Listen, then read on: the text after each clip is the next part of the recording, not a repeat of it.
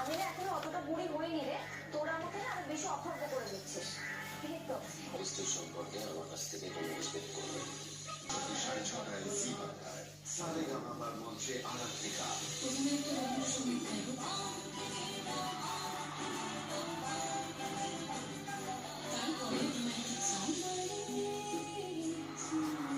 জি বাংলায় তুমি দিদি ভাইয়ের সংসারটা ভেঙে দাও, আমি তোমার সঙ্গে অনির্বাণদার সংসারটা করে যাবো।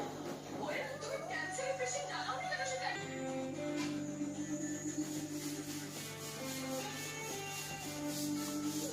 চারটে বাচ্চাকে খাইছিলাম। আর বোন, তুমি সত্যি খুব বোকা। তুমি ভাবছো তুমি আমাকে ফ্রেন্ড রিকোয়েস্ট পাঠিয়েছো, আমি বহু পরে হলেও সেটা অ্যাকসেপ্ট করেছি।